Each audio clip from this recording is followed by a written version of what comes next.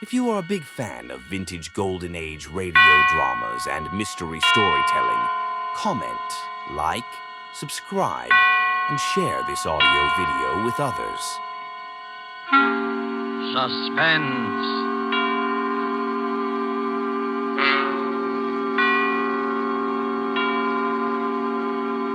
This is the Man in Black, here again to introduce Columbia's program, Suspense. In our starring Hollywood cast tonight are Mr. John Sutton, who appears as a young English doctor, Jim Norwood, who knew a great deal more than he admitted concerning the strange events which we are about to relate, and Mr. George Zuko, who plays the village curate, the Reverend Arthur Morley.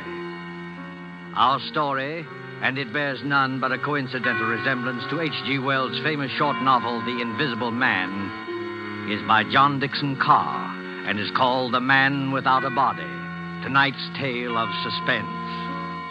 If you have been with us on these Tuesday nights, you will know that suspense is compounded of mystery and suspicion and dangerous adventure. In this series are tales calculated to intrigue you. And so it is with The Man Without a Body and the performances of John Sutton and George Zuko. We again hope to keep you in suspense.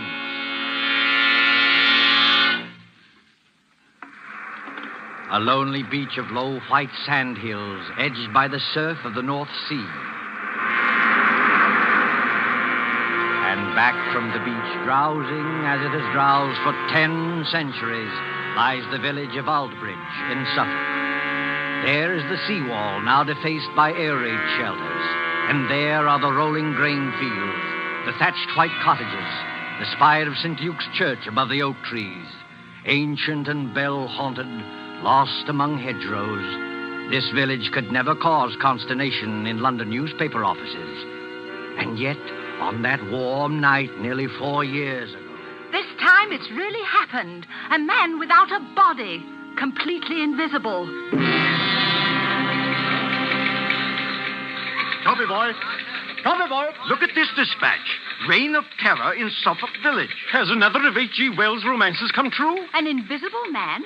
I can't believe it. What's the matter with that village? They all gone scatty? Mr. George Wellman, builder, states that as he was returning home along the main road from Bury St. Edmunds... He distinctly saw a man's hat, without any head under it, moving towards him about 6 feet above the ground. George must have been full of beer. We can't use this story. Copy, boy! Even more surprising evidence was given by the Reverend Arthur Morley, vicar of St. Luke's Church. Who? The parson? You don't think he was full of beer? One question above all agitates the village. Who is Professor Ansmith? Who is this elderly American, said to be an inventor, who has settled at Aldbridge and leased a part of the house belonging to the local doctor? Out of some terrifying workshop, to strike like a maniac, where least expected, has there at last emerged... A real invisible man? The Church of St. Luke, Aldbridge, on that same Sunday evening. The evening service is over now, though an echo of bells still lingers. In the vestry at the rear of the church, where white surplices hang like ghosts, the Reverend Arthur Morley sits with his daughter Janice. It is a stone room of painted windows, now many-colored in the sunset. And here, as the drowsy summer light turns to dusk... Janice, I don't believe it. I know, Father. I saw it with my own eyes, yet I don't believe it. You don't think we were dreaming, do you? No, Father. We weren't dreaming. If this goes on, the whole village will be in a frenzy. But what can I do? We could go to Professor Ansmith and ask him straight out. Ask him whether he's responsible for these... Yes. I wonder, Janice. The man isn't hurting anybody, you know. You couldn't ask for a quieter person or a better neighbor. And yet... What's that? Father, you are upset. It's only Mr. Emmett coming down from the belfry. Emmett? Oh, yes, of course. Is that you, Mr. Emmett? It's me, all right, sir. And very much in the flesh. Did you think I was the invisible man? Mr. Emmett, I forbid you to mention that subject. Very good, sir. But there's others, begging your pardon, that do mention it. Oh, yes, forgive me. I spoke too sharply. Oh, that's all right, sir. No harm done, no bones broken. Mind you not that I hold with this talk about invisible men. It ain't natural, I say. It ain't hardly Christian. I'm a greengrocer by trade, and I believe in what I can weigh and feel and... What's the matter, Mr. Emmett? Is anything wrong? Excuse me, sir. And you too, miss. Do you see anybody in this room except us? No, of course not. Why? Because I could have sworn something brushed past me just now. You're imagining things, Mr. Emmett. Yes, sir, I dare say, There's but... nobody hidden in the Belfry Tower, I hope. No, sir. I had a look-see. And what's more, there's not going to be anybody up there once I've locked the door. Now, let the blighter try and get in. Oh, please, Mr. Emmett. And you too, Father. You're talking about this invisible man as though he actually existed. There's something funny going on, miss. You can't deny that. No, none of us can deny it. And what's more, sir, it's getting pretty dark in here. Hadn't you and Miss Janice better get along to the vicarage while I lock up? No, we can't go just yet, Mr. Emmett. We're expecting Dr. Norwood. Dr. Jim Norwood, sir? What does he say about all this? Oh, you might ask him yourself, Mr. Emmett. I think that's probably him now. Come in. The vestry door's not locked. Oh, hello, Padre. Hello, Janice. I'm sorry I'm late. Oh, hello, Jim. You seem a good deal out of breath. I am out of breath, Janice, because there's blue blazes to pay down in the village. Not more trouble. Yes, I'm afraid so. They're holding a mass meeting at the Coach and Horses, and they're ready to murder Professor Ansmith. If this invisible man cuts any more capers, we may see a real old-fashioned lynching in an English village. Now, look here, my boy. This has got to stop. I know that, Padre, but how are we going to stop it? Sit down there, Jim, across the table from me. Yes, sir. First of all, what do you know about this Professor Ansmith? Nothing, sir. Nothing at all. But you rent part of your house to him. Oh, my dear Padre, that house is twice as big as I can possibly manage. I was only too glad to get a tenant. He gave you references, I imagine? Yes, but I didn't bother to check him. He's a quiet old boy. Pays his rent on the dot. Never does anything except read and go for long walks. Are you quite sure of that, Jim? The village has war nerves, that's all. With the camouflage aerodrome in the neighborhood, they're apt to imagine anything. True, perhaps, but... That talk about dynamos humming in the old boy's room and blue lights flashing is rubbish out of a sensational film. They imagine the whole thing. Finally, this crazy story about an invisible man playing the gramophone. Why, It's not a crazy story, Jim. Janice and I saw it happen. You what? Last night, about 9:30, Janice and I were out for a walk in the lane that runs past your house. On the way, we met Willie Kendrick, and he joined us. Well, sir? Listen, Jim. On that side of the house, there's a little square room with 2 windows and no furniture except a round table and a couple of chairs. Do you know the one we mean? Yes, of course. Professor Ansmith uses it.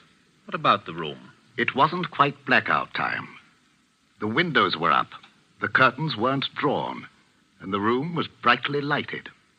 On the table stood an old-fashioned gramophone with a horn and a crank handle. Beside it lay a pair of white cotton gloves, like gardener's gloves.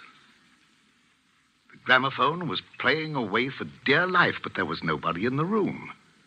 Janice thought that was a bit odd, a gramophone going full tilt with nobody there, and called my attention to it. Just then, the gramophone started to run down. We could hear the record slow and go off key. As it did so... Well, sir, go on. As it did so, those white gloves got up off the table. Got up off the table? Got up off the table, took hold of the gramophone, and wound it up again. Mr. Emmett, what on earth are you doing? I dropped some candlesticks. So I see. Please pick them up again. Yes, Padre, are you serious? Perfectly serious. A pair of gloves without any hands inside them? Yes. But what did they do exactly? The left-hand glove steadied the gramophone. The right-hand glove wound it up. Then they both hung in the air, beating time to the music. It should have been funny. I can only assure you it was not funny. Oh, what happened then? Oh, Jim, it was horrible. Willie Kendrick let out a yell and ran down the lane between the apple trees as though the devil were after him. I can't say I blame him. Father and I just stood there and... Stared is the word, my dear. Yes, stared. I can't forget any of it. The 3-legged table and the whirling record and the blue flowers on the wallpaper. But there was nobody there. We could see past the table and under the table and all over the room. And there was nobody there. Except the man without any body. Confound the man without any body. Father, suppose it is true. As a clergyman, my dear, I prefer to remain agnostic. This thing's a trick. Yes, but how's it done and why? That's the whole point, Jim. What worries me is the effect on our people here. We call ourselves intelligent, and yet, look at us. Even Mr. Emmett there. Hey, what's that about me, sir? A few minutes ago, you thought something brushed past you when you were coming down the stairs from the bell tower. Now, didn't you? Well, yes, sir. You see what I mean, Jim? But I didn't really think so, sir. Not really. It was imagination, just like the doctor said. Because I searched that tower. I locked the door afterwards. Exactly. But the mere force of suggestion, nothing more, might lead you to believe. That's not suggestion, Father. Sir, oh, take my Bible oath, there's nobody in that belfry. Bells can't ring by themselves, old man. There's somebody pulling the rope up there, and we're going to find out who it is. Now, one moment, all of you. What's wrong, Padre? You're as white as a ghost. This blasphemous mockery, it seems, extends even to the church. Very well. You will stay with Janice, my boy. Emmett and I will collar this invisible man. Why can't I go, too? I don't believe in this, but I should prefer to have someone with Janice. You're not afraid, Mr. Emmett? If it's alive, sir, I'm not afraid of it. And if it's dead, well, you're not afraid of it. The tower door's open, sir. I'm ready. Don't do it, Father. Don't go. You can't help them, Janice. Sit down here. Take it easy. Jim Norwood, what's wrong with you? Wrong with me? You've got an odd look, too. And the light's fading. And the surplices look like ghosts. And in another minute, that fell would drive me mad. Suppose he has got in. Who? The invisible man. Oh, don't talk rot. As there are sounds that the ear cannot hear, so there are colors that the eye cannot see. I read that somewhere. He hasn't hurt anybody yet. But suppose he turns nasty and does hurt somebody. He can't hurt anybody. How do you know? Janice, listen to me. Take my hand. Oh, but Jim... I want to tell you a few things you won't understand. I don't ask you to understand. I just ask you to remember. Well, what is it? The first is a question. If you were a government official and wanted to find an expert on camouflage, where would you go? An expert on camouflage? Yes. And the second point is this. I studied medicine in Germany. Oh, I know that, but that's One night on a bet, I hid backstage at the Winter Garden Theater in Berlin. I saw the whole show from backstage, and I learned a great deal. Jim Norwood, what on earth are you talking George about? Wellman and I have talked the whole thing over. In a way, Janice, there is an invisible man. I can tell you who he is and how he works. But there's no danger, do you understand? There's no danger at all. Jim, what was that? I don't know. You do know. I can see it in your face. You do know. I think somebody's fallen Fallen? from the top of the belfry. Oh, Father! Stay here, Janice. You can't do any good. Let go of my arm. I'm going up there. No, you're not. I didn't think what the danger might be. Besides, there's somebody coming down the stairs now. Stay just where you are and don't move until... Oh, Father. Father, are you all right? Steady, sir. Take it easy now. I'm perfectly all right, yes. But you'd better go into the churchyard and see to Emmett. He fell? No, Janice, he did not fall. He was thrown. Oh. Thrown? By whom? There's no time to argue now. You're a doctor. Go out and see to him. Well, is he in... I don't know. Go. Yes, sir. For I will work a deed in your days which ye will not believe, though it be told you. Janice, this is incredible. Why? You heard the bell ring. I saw it ring. Without anybody there? I was as close to that bell as I am to you now. No hand held the rope. There were no strings or wires or any tricks to make it move. Yet it clanged back and forth alone in the tower. And I thought I heard someone laugh. Laugh? Oh, don't take that too seriously. We were both overwrought, and the noise of the bell was deafening. What about Mr. Emmett? Emmett yelled some words I couldn't hear and lunged for the bell. Then something caught him. Something caught him and gave him a sledgehammer blow in the back. That belfry's nothing but open arches. You heard him scream. I saw his face just before he went over. Lock the door to the tower, Father. Lock it. I can't lock it. Emmett has the key. But why should I lock it? Because he's still in there. He? He hadn't done any harm before, but he's done harm now. There's no telling what might happen if he gets loose. You mean? I mean Professor Ann Smith's protege, whoever he is. The man without a body. Under the red sunset, some quarter of a mile away, a grass-carpeted lane winds between rows of apple trees. The lane is dusky, though lights shine into it from the windows of a large stone house, Dr. Norwood's house beyond the apple trees. Up and down. Up and down, a shadowy figure is pacing. An elderly figure, dejected figure, tall and frail as a shadow among shadows, muttering to itself, shaking its head, now and then raising one fist in bewilderment or anguish. Sometimes the light gleams on large spectacles and a kindly mouth. Up and down. Endlessly up and down strides Professor Ansmith. I'm not guilty. I'm not guilty. How can I convince them that I'm not guilty? Who's there? I saw you dodge behind that tree. Stand out, sir. Did you call me Professor Ansmith? Yes, I did call you. Who are you? You probably won't recognize me, Professor Ansmith. Nevertheless, my friend, may I ask what your name is?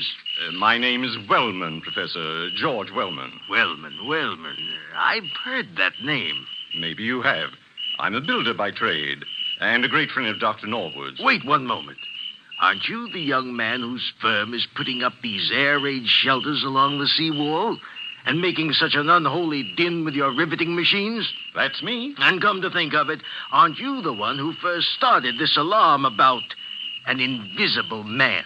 Yes, because I met him. You did not meet him, sir. This whole thesis is scientific nonsense, and I won't have it. You won't have what? I'm an old man, Mr. Wellman. I never did anybody the least harm. As God is my judge, I know nothing whatever about this... What's that? It looks like the vicar's car, Professor. You'd better stand back. This is a pretty narrow lane. Ansmith! Professor Ansmith! Yes, Mr. Morley, I hear you. We thought you'd better drive over here straight away. I think you've met my daughter. And, of course, you know Dr. Norwood. Yes, But there's no time for any social formalities. Get into your house, Professor Ansmith. Get in quickly and close the shutters. But why should I do that? Because there's a mob coming, sir, and we can't stop them. Hurry, do hurry. A mob coming here? Why? Haven't you heard the news? I've heard nothing, my friend. The only person I've seen has been that young man there who chews a toothpick and hides behind the trees. George Wellman? What on earth are you doing here? Watching, Janice. Watching and waiting, just as usual. Listen to me, Professor Ansmith. Henry Emmett, the head verger at St. Luke's, was thrown from the belfry window not 20 minutes ago. Not by me, sir, I assure you. I had nothing to do with it. No, not by you, but apparently by the invisible man. Oh, Father in heaven, will this never stop? Not till we catch the fellow. No. Be quiet, Mr. Wellman, please. I'm sorry, Padre. I take it back. I myself can testify that no visible person laid hands on Emmett. He was struck as though with a gigantic fist. What's the matter, Professor Ansmith? Is anything wrong? No. I was just thinking. Is Emmett dead? Fortunately, no. I'm glad of that, my friend, for a certain person's sake. He's not even seriously hurt. The bell tower isn't high, and a tree broke the force of his fall. But he's badly shaken up, and that crowd at the Coach and Horses means trouble. If you haven't anything to say to us, if you haven't a word of explanation to utter... Listen, Padre, don't you hear anything? Yes, I thought I heard voices. Can't be that crowd from the village. We're too far ahead of them. It's a crowd, all right. And they've been here for hours. But where? I don't see anybody. Jim, look, behind the trees. Look behind the trees. Look beyond the hedgerows. Look for any place where a watcher can hide. And may I ask what they're doing here? They're watching you, Professor Ansmith. More of your spies, you mean? You can call them anything you please. But they're getting impatient and they want a showdown. If I as much as hold my hand up like this... Don't throw stones at the windows, you fools! You're only breaking the doctor's windows! Gentlemen, I can't have any more of this. Be quiet, all of you, and listen to me. Well, sir, we're listening. I'm a peaceful man. I like to live in peace with my neighbors. I have nothing to do with this so-called reign of terror. But you don't believe that, do you? No. Then I must expose a fraud. Now, don't blame me if I expose the trickster, too. I have made preparations to show you the invisible man. The man without a body. Quiet, everybody. Mr. Morley, I believe you and your daughter walked through this lane last night while I was away at the Bury St. Edmunds. I don't know about your being away, sir. My daughter and I were certainly here, yes. Good, good. Miss Janice Morley. Yes, Professor Ansmith. Will you look toward your right, please, at the house? What do you see? It's the same room. What room? The room with the little round table and the gramophone. It's a three-legged table, you notice. Yes, of course. But there's nobody in the room. No, nobody at all. Are conditions exactly as they were last night? Yes, except there aren't any gloves on the table. No, but the invisible man is there. Oh. A living presence, ready to act and breathe and even kill. With your permission, I shall now address him. Hello in there. Hello in there. Hello in there. If anybody answers him, Father, I'm going to scream. Quiet, Janice, quiet. Father, look. The gloves are appearing on the table. I call out to him, and I speak as follows. Hold the phonograph with your left glove. That's it. Turn the handle with your right. One turn, 2, 3, 4. That's enough. Touch the spring with your left hand. Push the record. Lower the needle with your right and...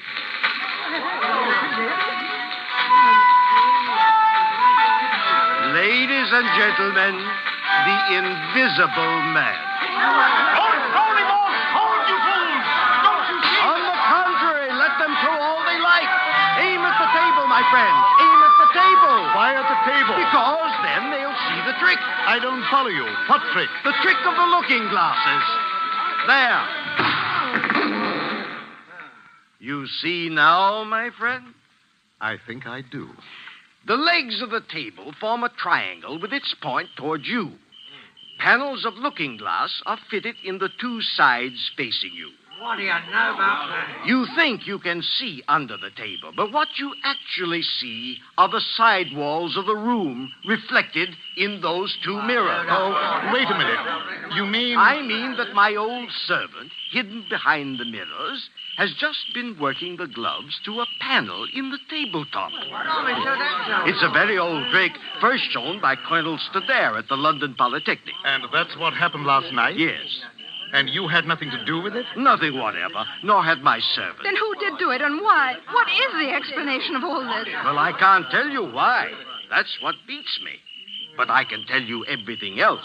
This invisible man who's been scaring us all silly? My dear young lady, there's no invisible man. There never has been. I might believe that, Professor Ansmith, if I hadn't seen a church bell ringing where there was no hand to ring it. And poor old Emmett flung out of the tower as though a giant hand had got hold of him. You're not saying that was done with the looking glasses? No, my friend, not at all. That was really clever. Strings? Wires? Ropes? No, they weren't necessary. But the thing's impossible. Oh, no. The same principle was used by my old friend J.N. Maskelyne to make mechanical figures work. Psycho played whist, and Zoe drew pictures. I myself, Go on, sir. You yourself. What are you going to say? The secret I was about to say remains unknown even today. You were right, in a way, when you tell us that Emmett acted as though a giant had got hold of him.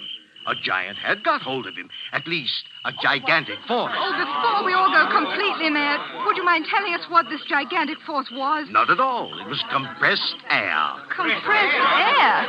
But don't you see it even yet, any of you? No. A compressed air pipe with 1,000 pounds pressure behind it was run up into the tower facing the bell. It could be operated from the ground outside. The pressure was turned on and off in bursts. It made that heavy bell swing like a toy. Emmett, don't you remember? Emmett rushed forwards towards the bell. And the air pressure? The air pressure struck him like a sledgehammer and flung him headlong out of the tower. There's your miracle, gentlemen. That's all there was to it.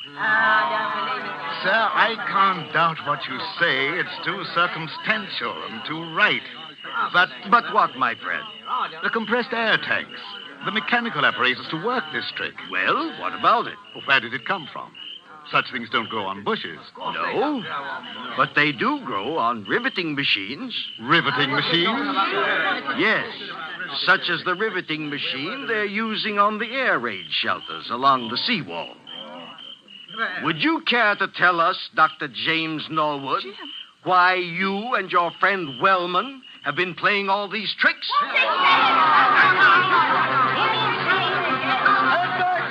All of you. Jim Norwood, is this true? Why, of course it's true, Mr. Morley. Don't be so gullible. Jim and George Wellman doing all this? I don't believe it. Take a look at their faces, young lady. Did you ever see a guiltier-looking pair? So we look guilty, do we? Frankly, you do. We played the whole game and convinced the village there was an invisible man. Is that it? Yes. You worked the glove trick in your own house. And Wellman worked the air trick with his own equipment. Everything else was nothing but a pack of lies and a lot of atmosphere. Playing conjurers and making a blasted hash of it. Is that all, Professor Ansmith? Well, remember, you brought this on yourselves. I didn't want to expose you. No, Professor. I bet you didn't. Easy, George. Take it easy. Jim, is this true? Before you start pitching into me, Janice, let me have my word first. Do you remember what I said to you at the church tonight? At the church? Yes, I asked you to remember something, even if you didn't understand it. All right. Can you remember what it was? Oh, Jim, please. You're only trying to evade this. Oh, I'm so confused now, I don't remember anything. All I can think of is this horrible business and what's behind it. Father can't believe his ears, and I'm not much better. We've practically idolized you. All we want you to do is answer a straight question. Jim, are these accusations true? Yes, they are true. Doubtless he had a good reason, Janice. Doubtless he had a good reason. Yes, we had a good reason. The very best reason in the world. You had a good reason for scaring people half to death and trying to kill poor old Henry Emmett? We didn't mean any harm against Emmett. That was an accident. But you dare to defend yourselves now? Yes, just that. Before we go home, Father, shall we apologize to Professor Ansmith? I hope he'll try to think better of English hospitality. Good, Janice, good. I hope he will, too. You hope he will. Listen, Janice, before you act on any belief, you have to be absolutely sure in your own mind. George and I had to prove something, and now I'm glad to say we have proved it. Oh, I can't stand this any longer. If you have anything to say, go on and say it straight out. What was it you had to prove? We had to prove to our own satisfaction that this pretended American who calls himself Professor Ansmith... Pretended American? Who calls himself Professor Ansmith? We had to prove that this pretended American was no other than Karl Heinrich von Keist, the celebrated stage magician from the Winter Garden Theater in Berlin. What? Whose real job is to find the camouflage aerodrome near Bury St. Edmunds. No. He explained his own tricks very nicely, George. We'll swear out a warrant in the morning.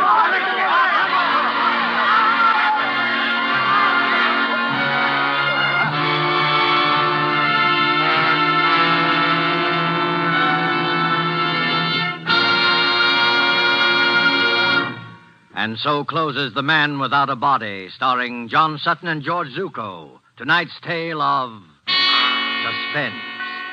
This is your narrator, the Man in Black, who conveys to you Columbia's invitation to spend this half hour in suspense with us again next Tuesday, when the distinguished actress, Miss Agnes Moorehead, will be heard in one of her many brilliant characterizations. Starring with Miss Moorehead will be Miss Ellen Drew, who as Carol Linden tells the amazing story of Uncle Henry's Rosebush.